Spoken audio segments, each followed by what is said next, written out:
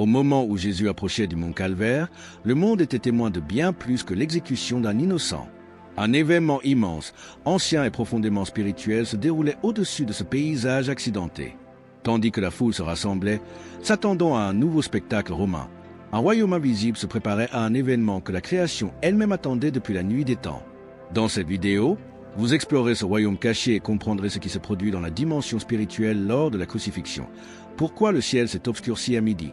Ce que la tradition chrétienne primitive dit du rôle des archanges Michel et Uriel, et comment leur présence révèle l'ampleur du combat que Jésus menait pour nous.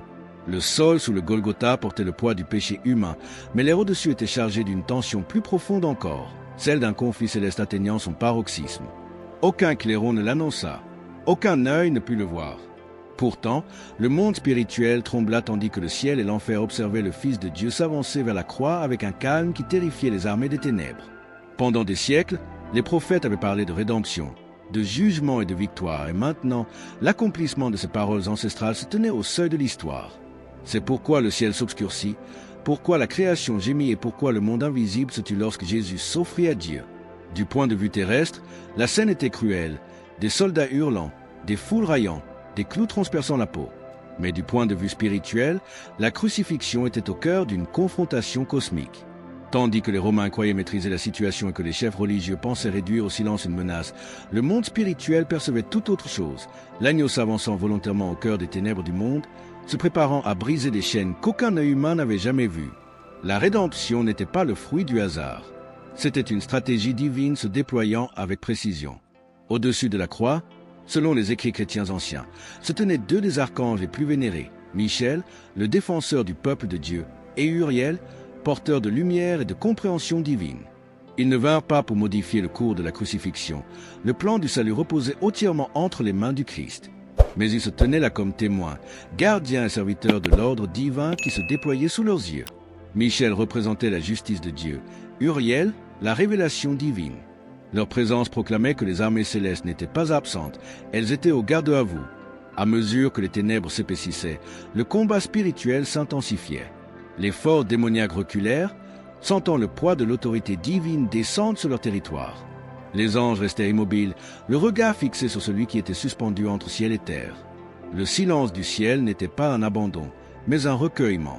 Chaque être du monde invisible comprenait que ce que Jésus accomplissait ne pouvait se faire que seul, non par l'intervention des anges, non par les armées célestes, mais par le sacrifice du fil éternel. C'est dans ce moment que nous entrons aujourd'hui. Un moment où le naturel et le surnaturel se sont rencontrés. Un moment où la rédemption a changé le destin de l'humanité. Un moment où la croix est devenue le champ de bataille qui a mis fin au plus ancien conflit de la création. Avant de poursuivre, laissez votre cœur s'imprégner de cette vérité. La crucifixion n'était pas un acte de faiblesse. C'était un combat, et tout ce qui s'est déroulé, visible et invisible, révèle l'amour incommensurable et l'autorité irrésistible du Christ. Les derniers instants de Jésus sur la croix furent marqués par un silence inaudible pour toute oreille terrestre. Aux yeux de la foule, sa voix affaiblie et son souffle s'éteignant semblaient annoncer la défaite. Mais dans le monde invisible, ce silence était le prélude à un ordre si puissant qu'il se répercuta à travers toutes les dimensions de la création. Le Fils de Dieu blessé, ensanglanté et suspendu entre ciel et terre, était sur le point de donner un ordre qu'aucun empereur, aucun ange, aucune force des ténèbres ne pouvait ignorer. Et à l'instant même où il le prononça, le champ de bataille spirituel se réorganisa autour de son autorité.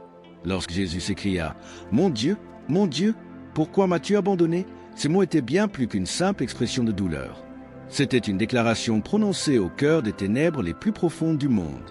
Les premiers maîtres chrétiens expliquaient que ce cri transperçait le monde physique, atteignant le domaine spirituel où anges et démons s'étaient rassemblés autour de la croix.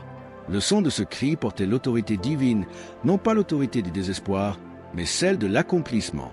Le ciel comprit, l'enfer trembla, et les archanges, présents dans le monde invisible, reconnurent en ce signal le début de la phase finale du plan de rédemption. C'est dans ce silence profond, après le cri qui sépara les royaumes, que Jésus donna un ordre silencieux, non par la vibration d'une voix humaine, mais par l'autorité de son esprit divin. L'ordre était simple dans sa formulation, mais infini dans ses implications. Tenez bon, protégez ce qui m'appartient. Ce n'était pas un ordre de peur ou de défense, c'était un ordre de souveraineté. Cela signifiait que tout ce qui se déroulait dans le monde invisible, le transfert du péché, la levée des anciennes accusations, le scellement de la nouvelle alliance, devait se faire sans interférence des forces des ténèbres. L'archange Michel répondit instantanément. Connu dans toute l'Écriture comme le défenseur du peuple de Dieu, Daniel 10, Jude 9, Apocalypse 12. Michel était en position non pas de lancer une attaque céleste, mais de faire respecter l'ordre divin.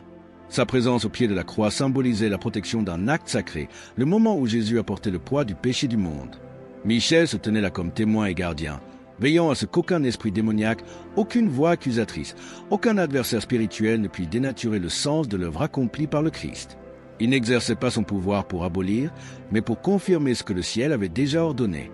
L'archange Uriel, souvent associé dans les écrits chrétiens anciens à la sagesse divine, à la lumière et à la révélation, avait une mission différente. Tandis que Michel protégeait la justice du moment, Uriel en préservait la clarté. Sa présence garantissait que la signification du sacrifice du Christ résonnerait à travers les générations, façonnant le cœur et l'esprit des croyants qui, un jour, se souviendraient du calvaire et en comprendraient la profondeur. Dans l'éclat de sa lumière spirituelle, Uriel témoigna des vérités que les prophètes aspiraient à voir, des vérités qui allaient bientôt illuminer les apôtres, les auteurs des Écritures et des millions de vies à travers l'histoire. Alors que Jésus était suspendu à la croix, tout le domaine spirituel s'harmonisa avec son autorité. Son corps physique s'affaiblit, mais sa souveraineté spirituelle demeura absolue. Même en souffrant l'agonie du péché humain, il resta le Seigneur incontesté de l'éternité. Le commandement invisible qu'il donna rappelait qu'il n'était victime ni de Rome, ni des chefs religieux, ni de l'injustice terrestre. Il était le sauveur volontaire, accomplissant le plan qu'il avait conçu avant même la création. Et ainsi, les anges obéirent. Michel demeura son défenseur. Uriel demeura le gardien de la révélation divine. Le monde démoniaque recula sous la force de l'autorité silencieuse du Christ. Et la cour céleste contempla avec émerveillement la rédemption, longtemps promise et tant attendue, progresser vers son accomplissement suprême. Voici la puissance du Christ à la croix. Sa voix a peut-être tremblé dans le monde physique, mais son autorité a tonné dans le domaine spirituel. Même dans l'agonie, il a commandé. Même dans la faiblesse, il a régné. Même dans la mort, il régnait. Lorsque Jésus rendit son dernier souffle, le monde en resta figé, stupéfait. La terre trembla, les rochers se fendirent et le grand voile du temple se déchira de haut en bas, un geste divin annonçant que la séparation entre Dieu et l'humanité était brisée. Mais tandis que les témoins sur terre étaient paralysés par la peur et la confusion, un événement plus grand encore se déroulait sous leurs pieds. Le corps physique de Jésus pendait sans vie sur la croix, mais le Fils éternel descendait avec une autorité irrésistible dans les profondeurs du royaume spirituel. La descente aux enfers avait commencé, non pas en tant que victime, mais en tant que roi victorieux pénétrant en territoire longtemps resté sous l'emprise des ténèbres. Dans la conception de l'ancien Israël, le Sheol n'était pas un lieu de simple mythe ou d'imagination. C'était le royaume ténébreux des morts, un domaine partagé entre repos et tourment, où les justes attendaient la délivrance et les impies le jugement. C'était un royaume où nul vivant ne pouvait entrer et où nul mort ne pouvait s'échapper. Pourtant, Jésus y entra non comme un être impuissant, mais comme celui qui portait l'autorité même du ciel. Sa mission était claire, affronter la mort à sa source, illuminer les ténèbres par la vérité divine et réclamer ce qui avait été volé depuis la chute de l'humanité. Les premiers écrits chrétiens décrivent ce moment avec une profonde vénération. Ils décrivent le monde souterrain tremblant à l'instant où la présence du Christ franchit son seuil. Les fondements antiques du Sheol, inébranlables depuis les origines de l'humanité, sentirent l'arrivée de celui qui n'avait jamais rencontré auparavant. Aucun prophète, aucun patriarche, aucune âme juste n'était jamais descendu avec une telle autorité. Alors, le Sheol réagit. L'air se fit lourd, les ombres reculèrent, et le royaume lui-même murmura, reconnaissant la venue du Rédempteur tant attendu. L'archange Michel suivit, non en conquérant, mais en témoin de la justice du moment. Son épée demeura au fourreau, car aucun combat n'était nécessaire. Jésus n'entrait pas en territoire ennemi pour négocier ou se battre pour son droit. La victoire lui était déjà acquise. La présence de Michel était la confirmation divine que chaque pas du Christ dans les profondeurs du Sheol était en parfaite harmonie avec le plan du Père, ce même plan esquissé dans les psaumes, annoncé par les prophéties et pleinement révélé dans le Messie crucifié. L'archange Uriel, associé à la lumière divine et à la révélation sacrée, descendit également non pour illuminer le royaume d'un feu terrestre, mais pour témoigner du dévoilement des mystères tenus cachés depuis la fondation du monde. Dans le silence du Sheol, Uriel incarnait la clarté du dessein éternel de Dieu, que le Christ pénètre jusque dans les ténèbres où l'espoir semblait perdu, apportant compréhension et plénitude aux âmes mortes dans l'attente de la promesse divine. À mesure que le Christ s'enfonçait dans le Shéol, le royaume lui-même se transformait. Les esprits tourmenteurs qui hantaient les régions les plus obscures reculèrent devant l'éclat de sa présence. Les êtres déchus, qui s'étaient jadis vantés dans la rébellion, reconnurent l'autorité qui pénétrait désormais dans leur prison. Les Écritures font allusion à ce moment. Le Christ alla proclamer la victoire sur les esprits captifs. 1 Pierre 3, 19, démontrant ainsi que la défaite des ténèbres était absolue, même dans les lieux invisibles aux yeux humains. Mais le moment le plus sacré survint lorsque Jésus s'approcha de la séparation au sein du Shéol, le gouffre séparant les justes, souvent décrit comme reposant dans le sein d'Abraham des impies. Pendant des siècles, les fidèles avaient attendu là, confiants dans les promesses des prophètes, croyant en celui qui viendrait les racheter. Et maintenant, le Rédempteur se tenait devant eux. Sa présence comblait tous leurs désirs, toutes les prophéties, tous les sacrifices, toutes les ombres de la loi qui le précédaient. La lumière pénétra dans le royaume des saints en attente. L'espoir devint réalité, la promesse devint vérité. Et le roi parla, non pas avec le tonnerre du jugement, mais avec la tendresse de la délivrance. Les âmes longtemps scellées dans l'attente se levèrent avec révérence, tandis que le Christ révélait la plénitude de son œuvre accomplie sur la croix. Les portes antiques du Shéol commencèrent à céder, non à la force, mais à la souveraineté légitime. Dans les profondeurs des enfers, Jésus ne se contenta pas de traverser les ténèbres, il les vainquit. Il dévoila la vérité. La mort ne pouvait plus exercer d'autorité sur ceux qui appartiennent à Dieu. Par sa descente, il ôta l'aiguillon de la mort aux justes et dépouilla les puissances des ténèbres de leur emprise ancestrale. Et dans cet espace sacré au cœur même du royaume qui abritait la peur de l'humanité, Jésus se prépara à recevoir les clés de la mort et du tombeau, s'assurant ainsi la liberté que sa résurrection allait bientôt révéler au monde d'en haut. La descente aux enfers n'était pas une parenthèse. Elle était la continuation de la victoire de la croix. La croix a brisé les chaînes, la descente a ouvert les portes, la résurrection les ouvrirait à jamais. Dès que Jésus entra dans le royaume des morts, l'ordre spirituel qui l'entourait répondit instantanément. Dans l'Écriture, Michel est présenté comme l'archange qui représente le peuple de Dieu inébranlable, immuable et chargé de faire respecter la justice divine. Sa présence lors de la descente du Christ aux enfers n'était pas une intervention, mais l'affirmation que tout ce qui se déroulait appartenait pleinement à la volonté de Dieu. Le rôle de Michel à cet instant était unique en son genre. Il ne commandait pas d'armée, n'affrontait aucune principauté et n'était pas engagé dans un conflit direct. Il se tenait plutôt comme le gardien d'une transaction sacrée, l'échange par lequel Jésus, portant les péchés de l'humanité, briserait l'autorité de la mort de l'intérieur. Rien dans le domaine spirituel ne devait corrompre ni altérer ce que le Christ était venu accomplir. La mission de Michel était de maintenir le cap, de veiller à ce qu'aucune force obscure ne puisse interférer avec l'œuvre rédemptrice accomplie par l'obéissance parfaite du Fils. Ce qui rendait ce moment extraordinaire, c'était que la force de Michel ne s'exprimait pas par le combat, mais par la retenue. L'archange dont les victoires avaient façonné l'histoire du combat spirituel se tenait maintenant dans un silence respectueux, reconnaissant que la plus grande victoire de l'histoire viendrait du sacrifice, non de la force angélique. Il témoignait de la justice de Dieu accomplie par la souffrance du Christ, une justice qu'aucune armée ne pouvait accomplir, qu'aucun ange ne pouvait parachever, à laquelle aucune puissance des ténèbres ne pouvait résister. Les auteurs chrétiens de l'Antiquité décrivaient souvent Michel comme le gardien de l'ordre divin, celui à qui était confiée la protection des décrets de Dieu à travers les âges. Au Shéol, cette identité atteignit sa plus haute signification. Tandis que les armées démoniaques reculaient devant l'éclat du Christ entrant dans leur domaine, Michel veilla à ce que rien ne vienne violer la justice de l'instant. Aucune accusation, aucune revendication spirituelle, aucune emprise légale persistante ne pouvait s'opposer à ce que Jésus obtenait pour l'humanité. Cette scène révèle aussi une vérité profonde sur le caractère de Dieu. Le ciel ne recourt pas à la force lorsque le salut est en jeu. Le silence de Michel témoigne de cette vérité. La victoire appartenait entièrement au Christ, et la présence de Michel affirmait que le ciel lui-même reconnaissait le caractère sacré de ce qui se déroulait. L'archange qui avait jadis combattu le dragon se tenait désormais témoin d'un triomphe bien plus grand, le triomphe de l'agneau. La force de Michel demeurait intacte, mais elle s'inclinait avec honneur devant celui qui détenait l'autorité même dans la mort. Il gardait non par la violence, mais par le respect, non par les armes, mais par l'obéissance. C'est pourquoi les premiers chrétiens croyaient que la présence de Michel lors de la descente du Christ était essentielle, car le roi méritait un témoin digne de sa gloire.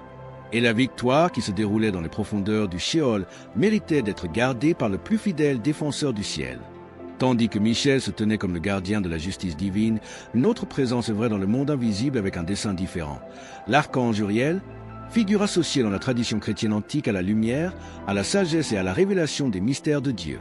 Son rôle lors de la descente du Christ n'était pas celui du combat, mais celui de l'illumination. Là où Michel maintenait l'ordre divin, Uriel révélait le sens divin.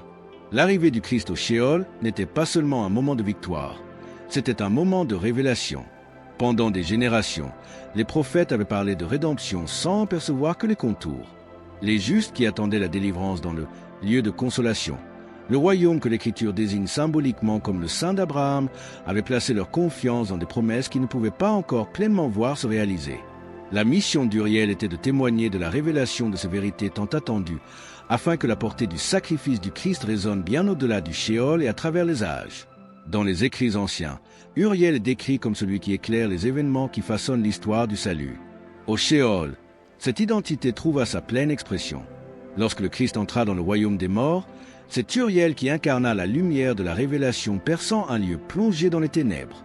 Sa présence signifiait que la mission du Christ n'était pas seulement de vaincre la mort, mais d'éclairer le chemin de la rédemption, de montrer que chaque prophétie, chaque sacrifice, chaque alliance convergeait vers ce moment.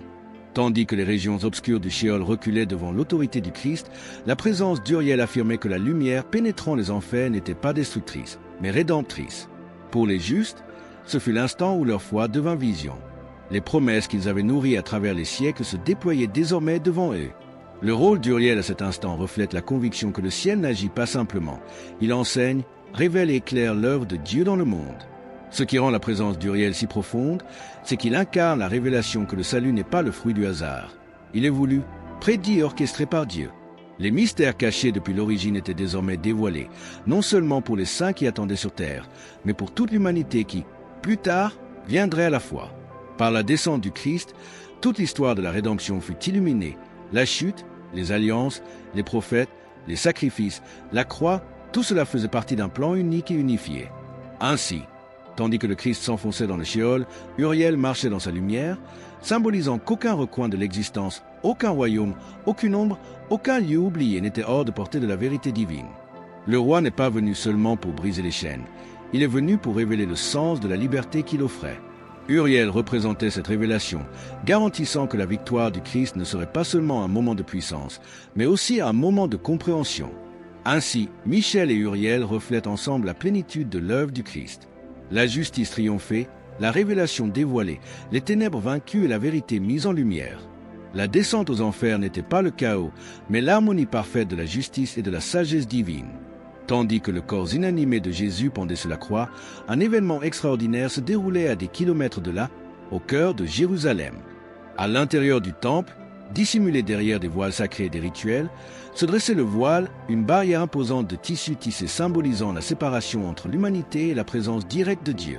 Seul le grand prêtre pouvait le franchir, et une seule fois par an.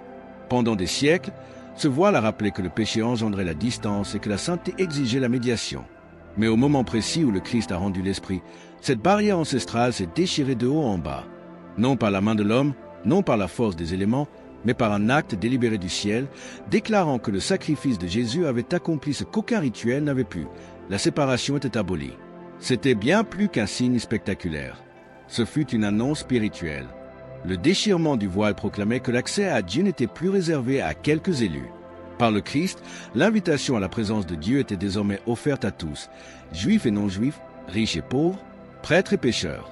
La rédemption avait ouvert une voie qui n'existait nulle part auparavant. Dans le monde invisible, ce moment revêtait une signification encore plus profonde. Les premiers commentateurs chrétiens écrivaient souvent que des anges avaient gardé la sainteté du sanctuaire intérieur pendant des générations, veillant à ce que des mains indignes ne puissent pénétrer en la présence de Dieu. Mais à la mort du Christ, ces gardiens s'écartèrent, non par défaite, mais par obéissance. Leur mission était accomplie, et celui qui est plus grand que le temple s'était fait le chemin nouveau et vivant. Michel et Uriel, témoins de la descente du Christ au Shéol, comprirent pleinement le sens de ce qui s'était passé dans le temple. La déchirure du voile proclamait que l'œuvre de rédemption ne se limitait pas à un seul royaume. Le ciel, la terre et les enfers étaient désormais unis dans un même dessein divin. L'accès jadis refusé était rétabli. La barrière jadis redoutée avait disparu, et la présence jadis lointaine était désormais aussi proche qu'une prière murmurée. Le voile ne se déchira pas simplement. Il céda à l'autorité de celui qui venait de vaincre la mort. L'humanité se soumise à une vérité plus grande. La présence de Dieu ne serait plus contenue derrière des étoffes, des pierres ou des rituels. Par le Christ, la présence de Dieu habiterait dans les cœurs et les vies, à travers les nations et les générations. Ce moment a transformé le paysage spirituel de l'humanité. Plus aucun prêtre n'avait besoin de s'interposer entre Dieu et les hommes. Aucun sacrifice d'agneau ou de taureau ne pouvait égaler le sacrifice parfait désormais offert. Le voile déchiré est devenu un symbole de liberté, de réconciliation et d'espérance inébranlable. Dans l'ombre du Sheol, la mission du Christ se poursuivait. Mais dans le temple céleste, le monde avait déjà changé. Le voile qui jadis séparait était tombé, et le chemin vers le Père était désormais ouvert à jamais. Lorsque Jésus prononça ces dernières paroles, le monde entendit la voix déclinante d'un mourant. Mais le monde spirituel perçut tout autre chose. Son dernier souffle portait une autorité qu'aucun auditoire terrestre ne pouvait percevoir, une autorité qui atteignit les anges, ébranla les puissances démoniaques et proclama l'accomplissement d'un plan conçu avant la fondation du monde. Ce que le Christ a dit sur la croix n'était pas un simple cri. C'était un commandement qui redéfinissait l'ordre du monde invisible. Dans l'Écriture, les mots « tout est accompli » ne signifient pas la résignation. Ils signifient l'achèvement, la plénitude. Ils signifient qu'on ne pouvait plus rien ajouter, améliorer ou défaire. Les premiers chrétiens comprenaient que c'était le moment où chaque prophétie, chaque préfiguration de la loi, chaque promesse de rédemption convergeait sous l'autorité du sacrifice du Christ. Le ciel reconnaissait ces paroles comme la déclaration officielle que la dette avait été entièrement payée. Mais Jésus a prononcé plus que la simple déclaration finale de la rédemption. Il a donné une directive spirituelle.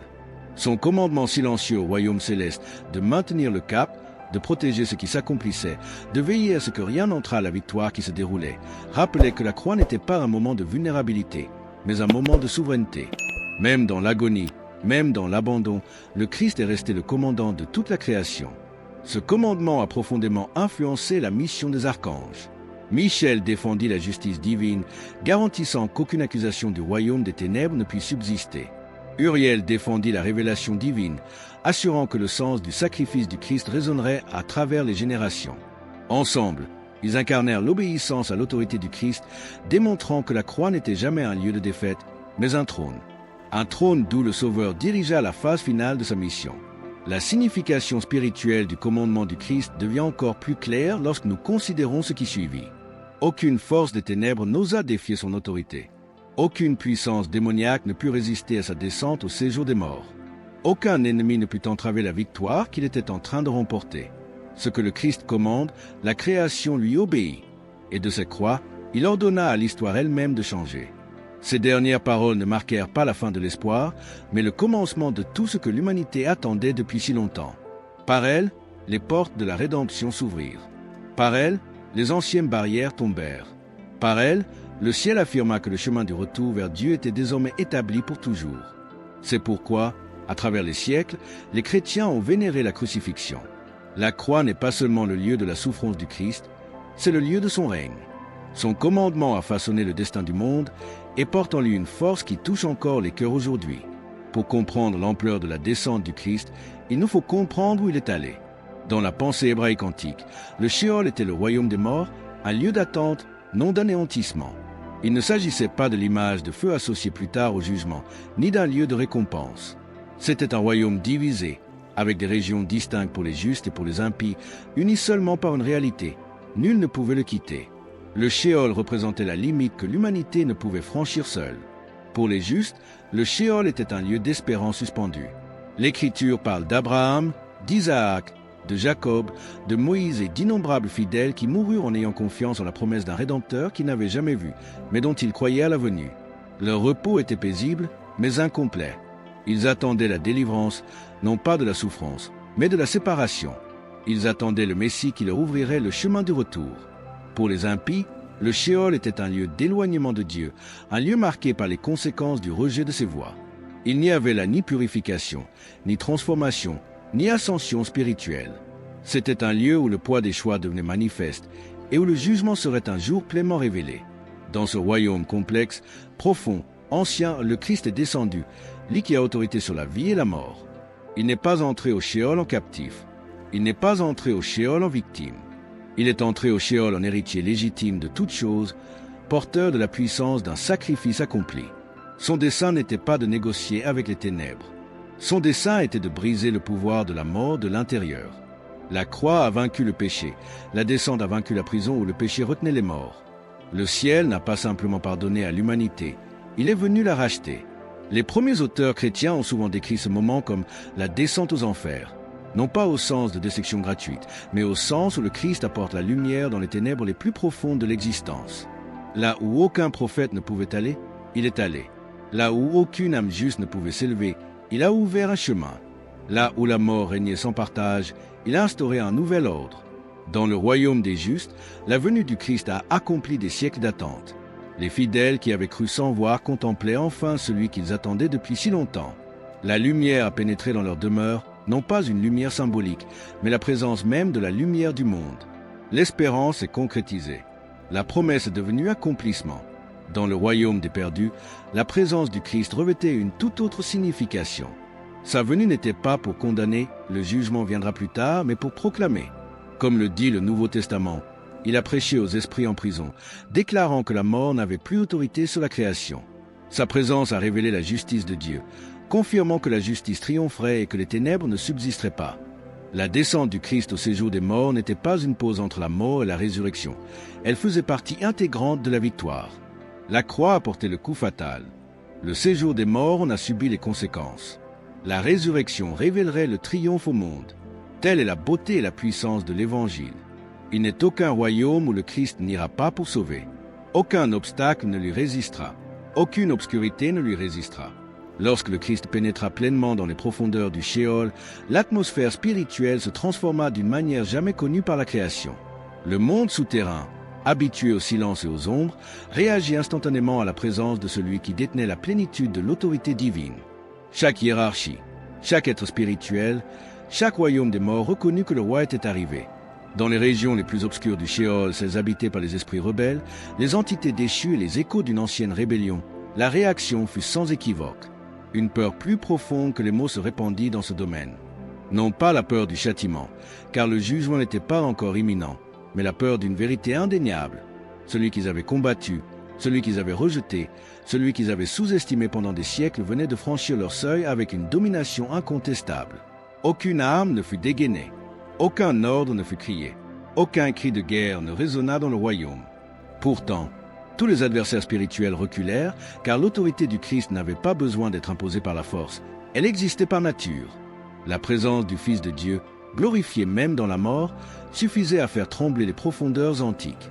Au pays des justes, la réaction fut tout autre.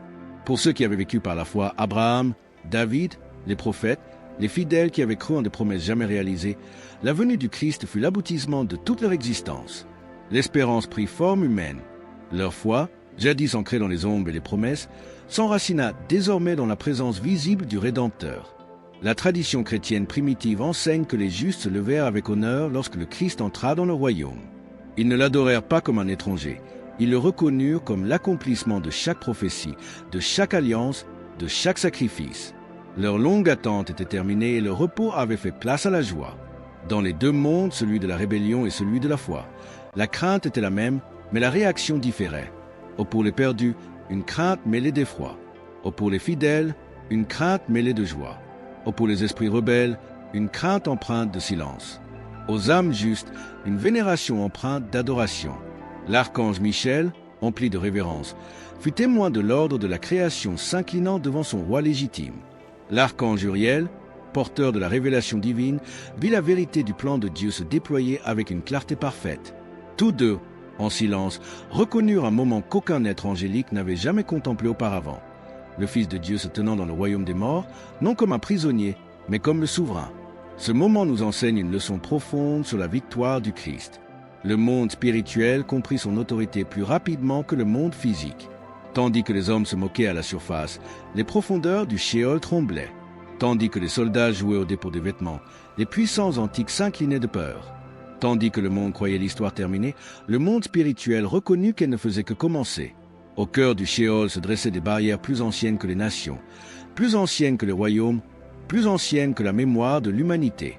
Des portes antiques, symboles de captivité, de séparation et de la finalité de la mort, gardaient les profondeurs du royaume.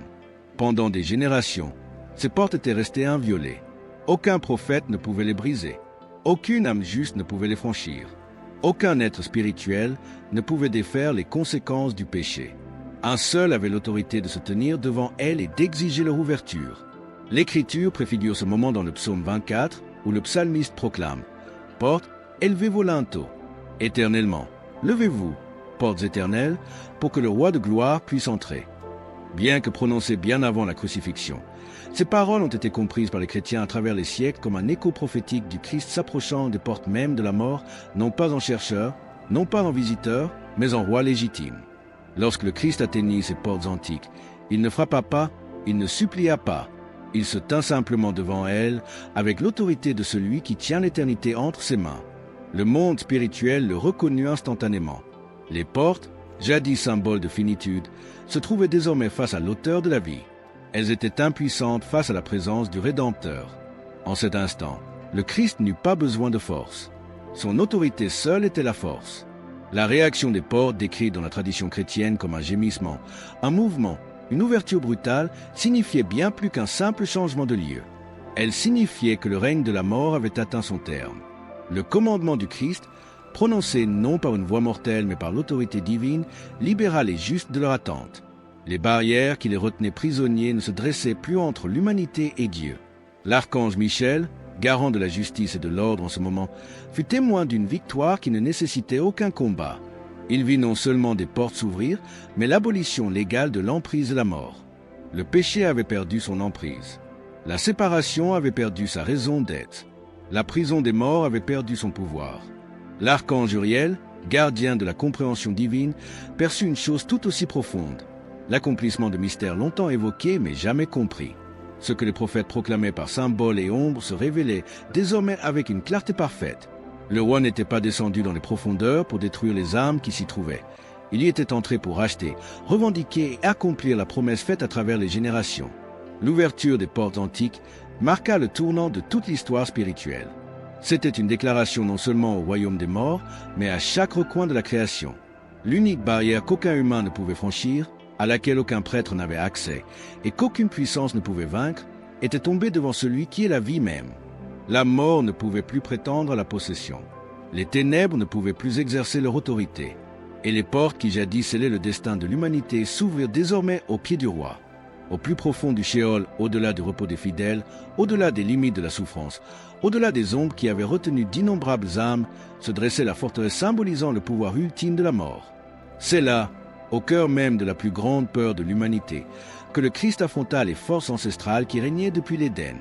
Le royaume des morts avait toujours été un lieu où la création se soumettait, mais pour la première fois dans l'histoire, quelqu'un y pénétra sans se soumettre à son autorité. Dans la conception spirituelle de la tradition chrétienne primitive, la mort n'était jamais un simple événement. C'était une puissance, un souverain, un tyran. Elle détenait les clés du royaume des morts, métaphore de la finalité, de la séparation et du jugement. Ces clés représentaient l'autorité, le droit de détenir, le droit de retenir, le droit de décider du sort des âmes. Personne n'avait jamais contesté ces prétentions, jusqu'à présent. Lorsque le Christ atteignit le cœur du Sheol, le royaume tout entier sembla retenir son souffle. Il ne s'agissait pas d'une confrontation de force, mais d'une confrontation de vérité. La mort n'avait d'autorité que parce que l'humanité s'y était abandonnée par le péché. Mais à présent se tenait devant elle celui qui avait vécu sans péché, celui qui avait parfaitement accompli la loi, celui dont le sacrifice avait satisfait à toutes les exigences de la justice divine. La mort n'avait aucun pouvoir sur lui. Et de ce fait, la mort était impuissante à lui résister. En cet instant sacré, le Christ lui tendit la main, non pas pour lui demander, mais pour lui imposer un commandement légitime. Les clés de la mort et du séjour des morts apparurent devant lui, symbole d'une autorité qui avait asservi l'humanité pendant des siècles. L'Écriture confirme cette réalité lorsque le Christ ressuscité déclare plus tard « Je détiens les clés de la mort et du séjour des morts » Apocalypse 1, 18. Ce transfert n'était pas symbolique. Il était légal, il était définitif, il était éternel. L'archange Michel fut témoin de cet échange avec une profonde vénération. Le défenseur du peuple de Dieu vit, avec une clarté parfaite, que les anciennes accusations portées contre l'humanité avaient trouvé réponse. Le châtiment du péché avait été payé. L'autorité de la mort avait été brisée. Aucun ennemi spirituel, Aucune prétention démoniaque, aucune ombre du passé ne pouvait s'opposer au verdict prononcé par le sacrifice du Christ. L'archange Uriel reconnut la révélation qui se dévoilait. Les mystères jadis dissimulés dans les symboles et les ombres étaient désormais révélés. Chaque prophétie, chaque préfiguration des Écritures, chaque aspiration du cœur humain s'accomplissait en cet instant unique. Le Christ ne s'emparait pas d'un trophée, il recouvrait ce qui lui avait toujours appartenu, en tant qu'auteur de la vie. Les clés symbolisaient le rétablissement de l'ordre divin. Puis, selon la pensée des premiers chrétiens, le Christ se retourna des profondeurs du Shéol, les clés à la main, et prononça des paroles porteuses du poids de l'éternité. Il est temps de se relever. Ces paroles n'étaient pas destinées qu'à lui-même. Elles appelaient les justes à sortir de leur attente, ces âmes qui avaient cru, espéré et eu confiance que Dieu les rachèterait un jour. Le royaume du Shéol, jadis scellé et gardé, s'ouvrait désormais sous l'autorité du Christ. La mort n'avait plus de pouvoir. La séparation ne définissait plus le destin de l'humanité. Le roi était entré dans les ténèbres les plus profondes et en était ressorti victorieux. Ce moment marque le tournant de toute l'histoire spirituelle. La croix a vaincu le péché. La descente aux enfers a vaincu la mort. La résurrection révélerait cette victoire au monde. La résurrection n'a pas commencé au tombeau du jardin. Elle a commencé dans les profondeurs du Shéol, au moment même où le Christ a pris en main les clés de la mort. Par cet acte, l'ordre de la création a basculé. Le pouvoir qui tenait l'humanité captive depuis le péché originel a été brisé, et le royaume des morts ressentit les premiers frémissements d'une victoire qui allait bientôt ébranler le monde entier. Dans les ténèbres les plus profondes du Shéol, l'autorité du Christ a déclenché une transformation qu'aucun être spirituel, angélique ou déchu n'avait jamais connue. La lumière a commencé à se répandre dans ce royaume, non comme une luminosité physique, mais comme une force spirituelle annonçant l'avènement de la vie elle-même. La victoire remportée par le Christ sur la croix a alors rayonné, touchant chaque recoin du royaume. La mort, jadis sûre de son pouvoir, ressentait désormais la réalité de sa défaite. Pour les justes qui attendaient depuis longtemps le Messie, ce fut l'instant où l'espérance mua en délivrance. Selon la compréhension préservée dans l'enseignement des premiers chrétiens, leurs chaînes, symboles de séparation et noms de châtiment tombèrent. Les promesses auxquelles ils s'étaient accrochés durant leur vie terrestre s'accomplissaient désormais sous leurs yeux. Le Christ n'était pas venu simplement leur rendre visite, il était venu les conduire hors de la terre. L'Écriture y fait allusion lorsqu'elle parle des saints apparus à Jérusalem après la résurrection du Christ, Matthieu 27, 52 à 53. Cet événement mystérieux s'accorde avec la croyance que la puissance de la résurrection a commencé ici-bas avant de se manifester au ciel. La victoire du Christ fut si totale qu'elle déborda du Shéol pour se répandre dans le monde physique, révélant que la mort elle-même ne pouvait plus contenir ce que Dieu avait racheté. En ce moment sacré, le Christ ne ressuscitait pas seul. Il ressuscitait comme les prémices, celui dont la résurrection garantissait la résurrection de tous ceux qui lui appartiennent. Les âmes justes, jadis dans l'attente, suivirent désormais la lumière du Rédempteur, celui qui pénétra leurs ténèbres pour les conduire à la vie éternelle. L'archange Michel contempla l'ordre qui se déployait, comprenant que la justice de Dieu s'était parfaitement accomplie. Toute accusation, toute revendication spirituelle, toute barrière qui se dressait jadis entre Dieu et l'humanité avait été anéantie. La résurrection du Christ n'était pas un simple événement, elle était le triomphe légal du ciel sur toute puissance opposant au dessein divin.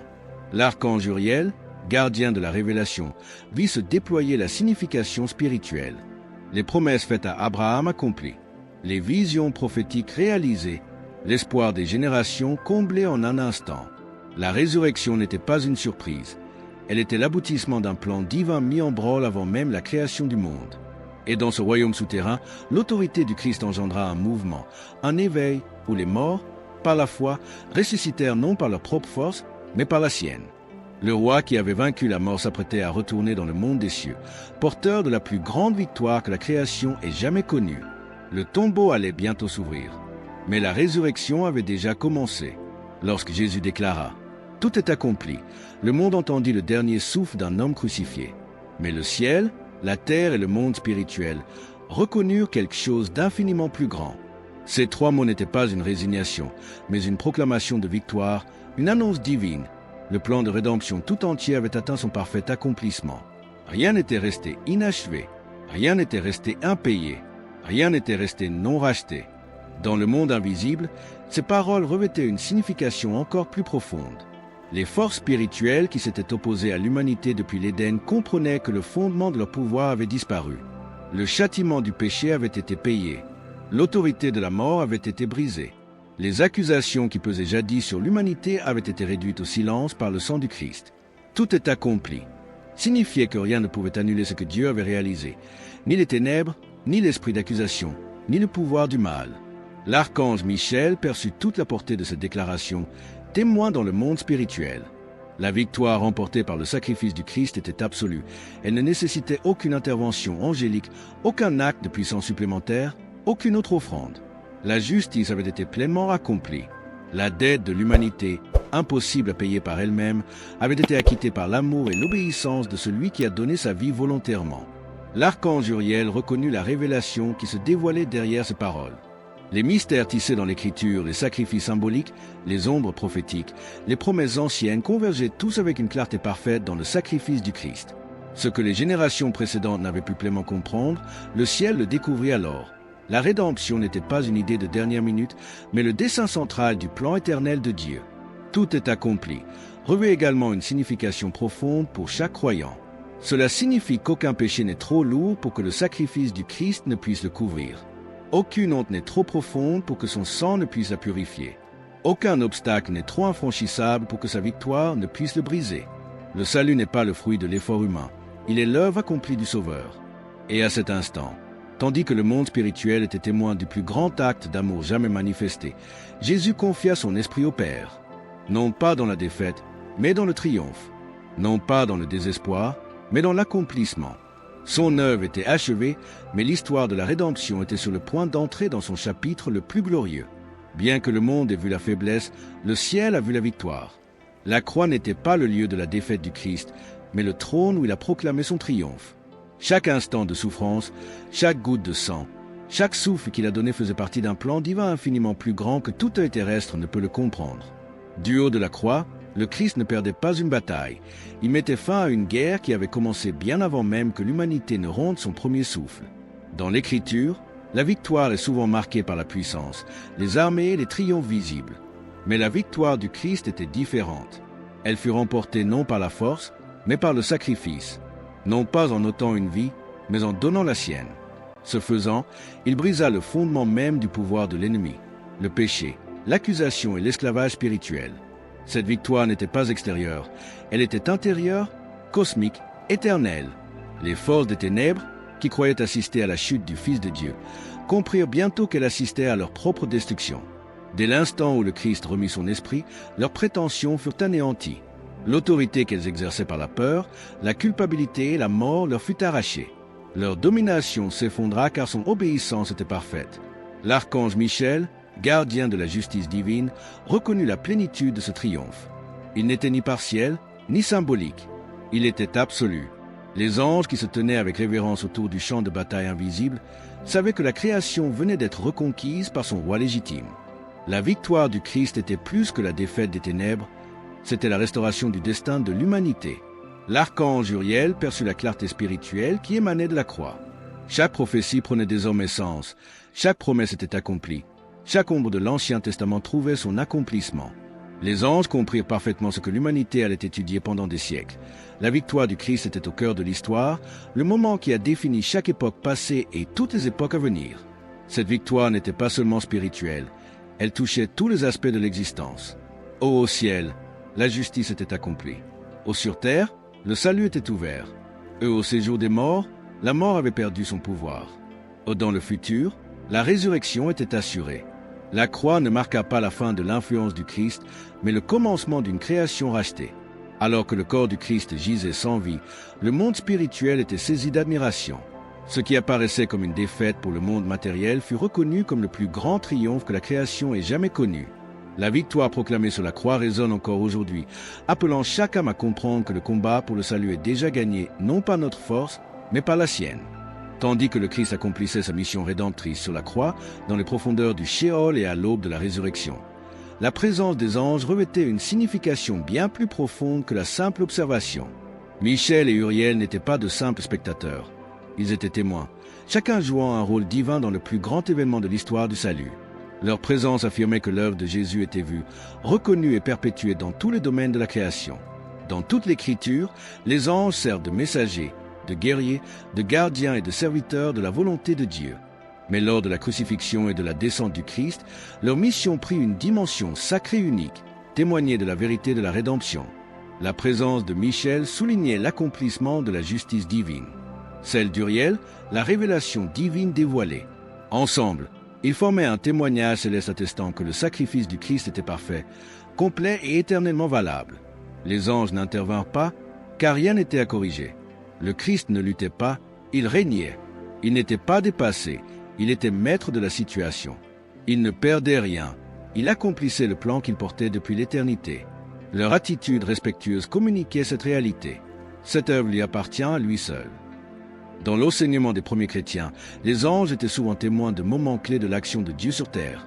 Annoncer les naissances, fortifier les prophètes, transmettre des messages, rendre justice. Mais ici, leur rôle était différent. Leur présence validait tout ce que le Christ accomplissait. Au ciel, la justice de Dieu était satisfaite. Sur terre, le salut était désormais accessible. Au séjour des morts, la mort avait perdu son emprise. Dans l'éternité, le chemin vers Dieu était ouvert à jamais. Le rôle des anges comme témoins révèle aussi une vérité profonde sur le cœur de Dieu. La rédemption n'était ni cachée ni obscure. Elle ne s'est pas accomplie en secret. Elle a été manifestée devant les armées spirituelles du ciel et les profondeurs du monde invisible.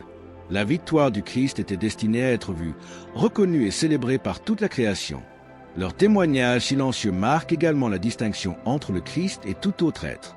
Les anges servent, les anges combattent, les anges obéissent. Mais seul le Christ rachète. C'est pourquoi ils étaient saisis d'admiration, non pas parce qu'ils étaient nécessaires, mais parce qu'ils contemplaient le mystère qu'ils aspiraient eux-mêmes à comprendre, une pierre 1h12.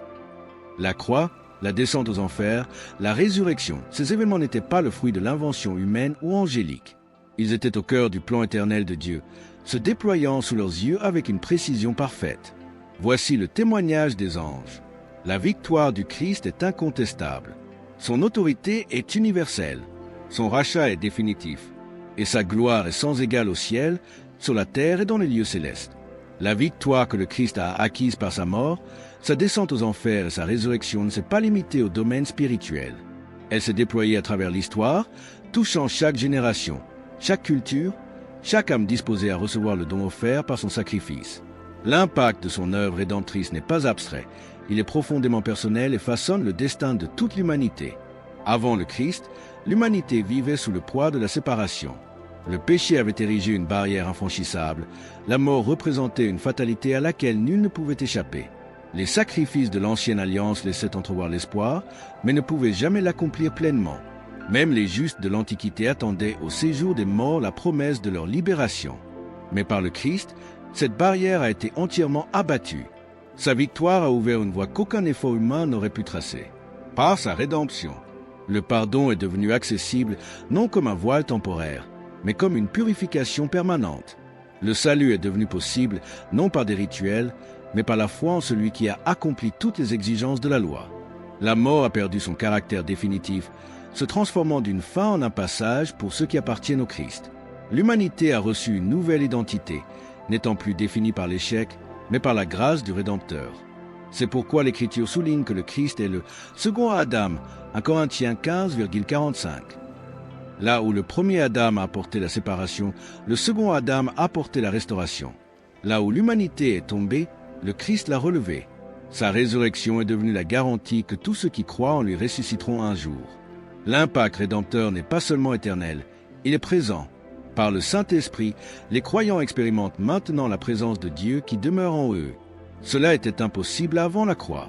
L'Esprit pouvait visiter, fortifier ou guider, mais non faire de l'humanité son temple. Ce n'est qu'après la victoire du Christ que cette union est devenue possible. La rédemption a transformé l'âme humaine en une demeure de Dieu. L'archange Michel et Uriel, témoins de l'œuvre du Christ, ont vu cette transformation à sa source. Ils ont vu la séparation entre le ciel et l'humanité se dissoudre par la puissance de l'obéissance du Christ. Ce qu'ils ont vu au Sheol allait bientôt se déployer sur la terre, se propageant de Jérusalem au monde entier, transformant les cœurs, restaurant les vies, guérissant les cœurs brisés et élevant les âmes des ténèbres à la lumière. La beauté de la rédemption réside dans le fait qu'elle touche chaque personne individuellement. Nul n'est contraint, nul n'est exclu, nul n'est hors de portée de la victoire du Christ. La croix invite, la descente aux enfers rachète, la résurrection fortifie. Par le Christ, chaque homme et chaque femme a la possibilité de connaître Dieu, de marcher avec lui et d'entrer dans la vie éternelle. L'histoire de la rédemption n'est pas simplement un événement cosmique. C'est l'histoire de chaque personne qui choisit de suivre celui qui a vaincu la mort. La victoire que Christ a remportée n'est pas faite pour être admirée de loin, mais pour être vécue. Tout ce qu'il a accompli sur la croix, au séjour des morts et lors de sa résurrection, visait non seulement à transformer le monde spirituel, mais aussi votre vie et celle de chaque croyant à travers les générations. Le ciel a été témoin de son triomphe, mais la terre était appelée à l'incarner. L'appel de l'Évangile est simple et pourtant profond. Souvenez-vous de ce que Christ a fait et marchez dans la liberté qu'il a acquise. Se souvenir, ce n'est pas simplement se remémorer des événements historiques, c'est ancrer son identité dans la vérité que la victoire de Christ définit qui vous êtes. Vous n'êtes pas défini par vos échecs passés, par les accusations de l'ennemi, ni par le poids de la culpabilité. Ces chaînes ont été brisées lorsque Christ a pris les clés de la mort. Vous n'êtes pas prisonnier de la peur, car la mort n'a plus d'emprise sur vous. Vous n'êtes pas séparé de Dieu, car le voile a été déchiré de haut en bas. Marcher dans cette victoire, c'est embrasser la réalité de l'œuvre du Christ. Vivre avec confiance, sachant que le prix a été pleinement payé. Vivre avec espérance, sachant que la mort est devenue une porte. Vivre dans la pureté, sachant que le péché n'a plus d'emprise sur votre destinée. Vivre dans l'adoration, sachant que le roi descendu dans les ténèbres marche à vos côtés à chaque instant. Vivre avec gratitude, sachant que le salut ne se mérite pas, il se reçoit. Cet appel n'est pas réservé aux chefs spirituels, ni aux héros bibliques. Il s'adresse à chaque croyant, partout. La même puissance qui a ressuscité le Christ d'entre les morts œuvre dans le cœur de ceux qui le suivent. La résurrection n'était pas seulement le commencement de sa vie nouvelle, elle était aussi le commencement de la vôtre. Les anges ont été témoins de la victoire afin que la création n'oublie jamais cette vérité. Le triomphe du Christ est total, éternel et inébranlable. Et cette victoire n'est pas loin de vous. Elle vous entoure, vous fortifie et vous appelle à aller de l'avant. Michel a été témoin de la justice qui vous a libéré. Uriel a été témoin de la révélation qui a éclairé votre chemin. Et vous êtes invités à marcher dans la liberté que le Christ lui-même a acquise. L'appel à se souvenir est un appel à vivre autrement, à vous comporter avec l'assurance que votre Sauveur a vaincu ce qui vous menaçait, à affronter la vie non avec crainte, mais avec foi, non avec honte, mais avec grâce, non avec incertitude, mais avec la confiance que le roi qui a ouvert les portes antiques marche désormais à vos côtés à chaque pas. Au cœur de toute la création se trouve une vérité. La victoire du Christ change tout. Des plus hauts cieux aux plus profonds enfers, chaque aspect de l'existence a été touché par son œuvre. Rien n'est resté intact. Rien n'est resté pareil. Son sacrifice n'a pas seulement racheté l'humanité, il a redéfini son histoire et restauré ce qui était perdu depuis la nuit des temps. Michel et Uriel, plongés dans un silence empli de révérence, furent témoins de ce qu'aucun ange n'avait jamais vu. Le Fils de Dieu s'avançant dans la mort non comme un prisonnier, mais comme celui qui détient toute autorité. Ils virent la justice accomplir, la révélation se dévoiler et les chaînes les plus profondes de la création se briser en sa présence. Ce que les prophètes avaient prédit, ce que les fidèles espéraient, ce que des générations attendaient de comprendre, se déploya sous leurs yeux avec une clarté parfaite. Et aujourd'hui, des siècles plus tard, la signification de cet instant résonne encore au cœur de chaque croyant. La croix vous invite, le tombeau vide vous fortifie, et le Christ ressuscité marche à vos côtés. Son chemin du calvaire aux profondeurs du Sheol et son retour à la vie ne sont pas seulement le plus grand récit jamais conté, ils sont le fondement de votre identité, de votre espérance, de votre raison d'être et de votre avenir. Vous n'êtes pas défini par les ténèbres, car il les a traversées pour vous. Vous n'êtes pas prisonnier de la mort, car il a vaincu pour vous. Vous n'êtes pas séparé de Dieu, car il a déchiré le voile qui vous séparait du Père. C'est pourquoi les chrétiens de tous les temps, de toutes les nations et de toutes les langues honorent le nom de Jésus. Car nul n'a accompli ce qu'il a accompli.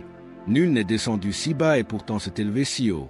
Nul n'a porté un tel fardeau et pourtant offert une telle grâce. Nul n'a vaincu la mort, puis s'est tourné vers lui pour offrir la vie à tous ceux qui croient.